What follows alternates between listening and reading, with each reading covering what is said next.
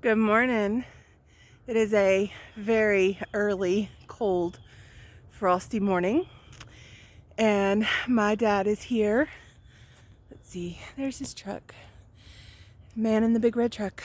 And we are going to work on the high tunnel fencing today.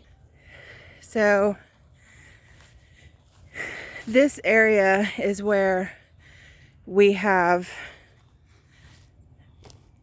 created a level or semi-level pad for the high tunnel, and we have not messed with it this year. We had a garden in it last year, even though the tunnel wasn't done, but this year we didn't mess with it at all.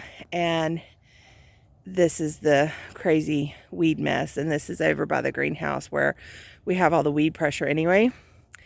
So Dad's gonna help me reinforce this fence today, and we are gonna move the goats in here and let them take care of some of this.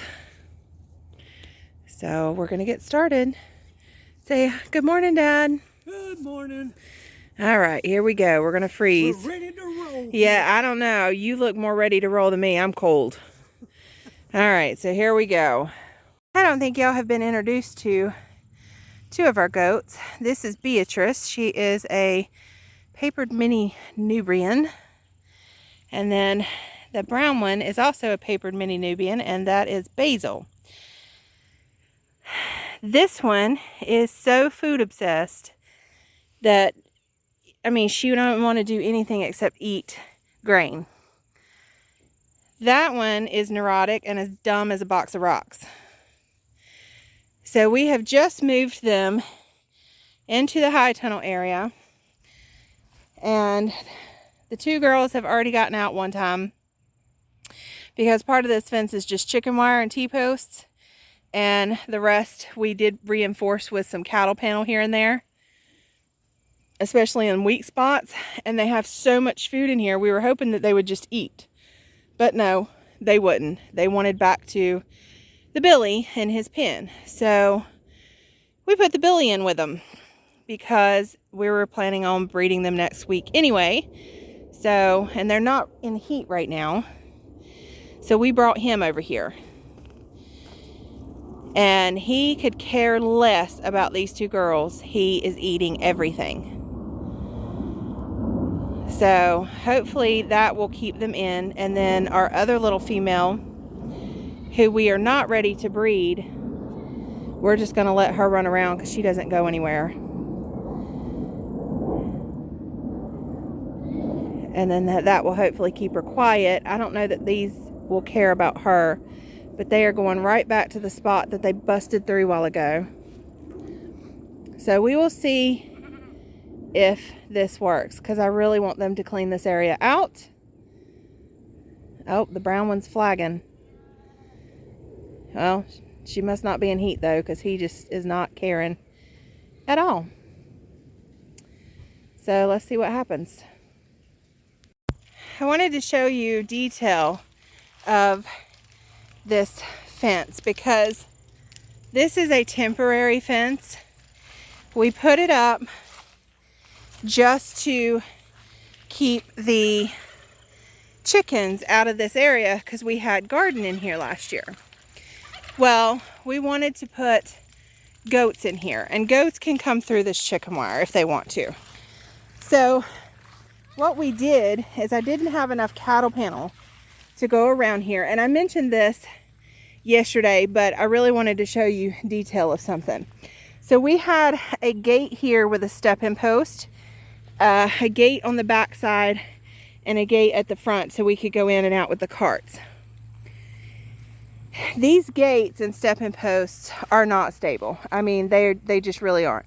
And zip ties are not going to hold goats. So we made sure we put cattle panels at these gate spots.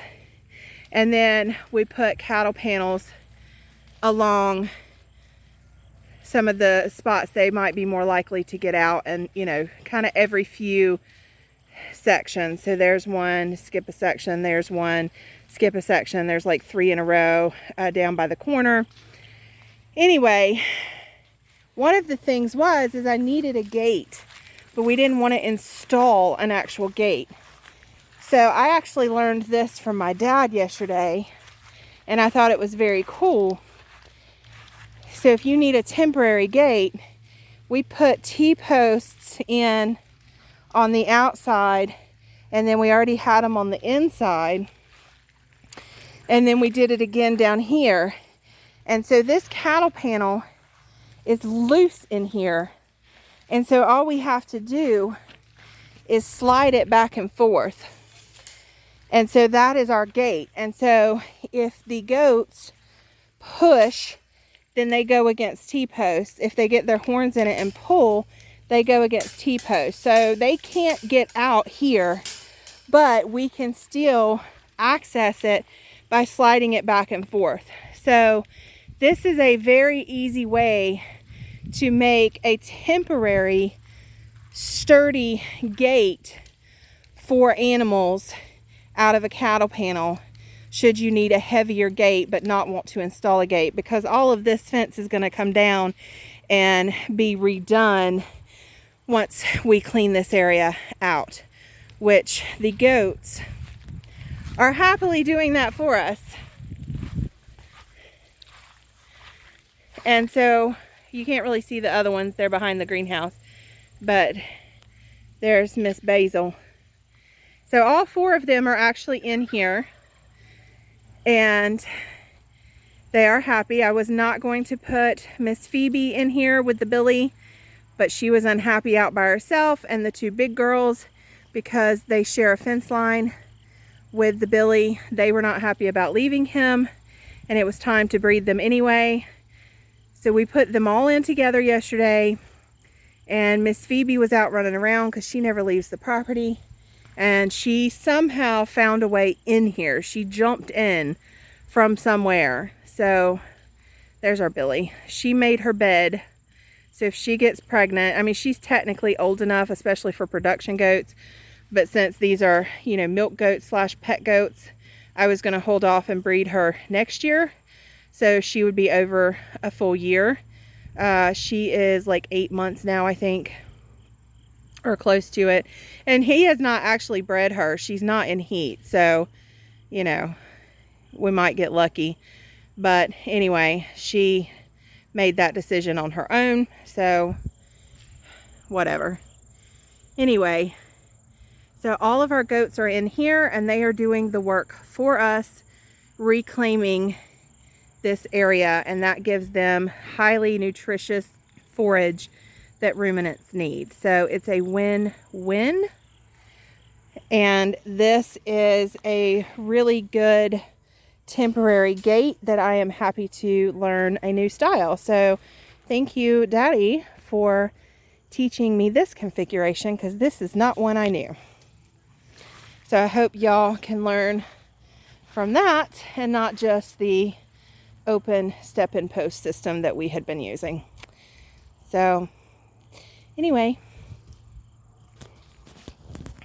I hope you enjoyed our little adventure with me and Dad and setting up this goat system yesterday to get them to do the work for us. It was cold yesterday, but today it is in the 70s again. It is sunny, it is warm. Let me show you this really quick.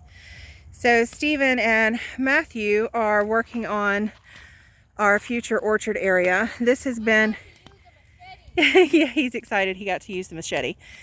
This has been a process. We've talked about it before. We started it, oh goodness, 2 years ago when we had all the big locusts in this area taken down. And then they just dropped them and left them. And they sat there for, I want to say, about a year. And then this past spring, our neighbor helped us move them over. And I want to say that may have been in a video, or on Instagram. I think it was Instagram. I just posted a picture of them moving them, and Stephen kind of cleaned this area out. Well, in the past 2 months, with our busy schedules, the locust saplings out of the stumps and stuff just kind of took it back over.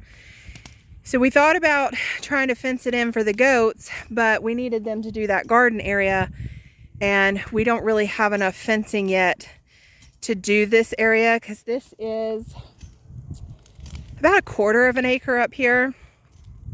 and we don't have enough fencing to do this right now. So he decided to come in here and just start cleaning it back up. So they are working on that today to try to get this under management again. And we do have, let's see, there they are. We have 2 beehives over there. Those are the ones that we split from our original hive, which is in the very back corner of the property. So this whole section right here is an acre, and the only thing on it is our gardens and a pool. And so we have the beehives over here, and this will be hopefully soon a orchard area. So that is 1 acre of land, and we still have plenty of room. We have blueberries along the slope of the back side of the fence. We have a lot of area, like a 1/4 of an acre down the side, and then I don't know, not quite a 1/4 of an acre behind the garden fence where the beehive is, that we have a small berry patch and plenty of area back there we could fence in as well. So that's a lot of area that we could pasture the goats in. We would just have to build it around the garden. So we may do that at a later date, but there's a lot you can do with just an acre of land. Or, as you can see, behind the pool fence back is a 1/2 acre, and we have a massive garden greenhouse, putting up a high tunnel, berry patch, beehive, and goats in there right now, and chickens. They're all on that 1/2 acre of land. So there's a lot you can do, guys. So we'll keep you updated on this journey.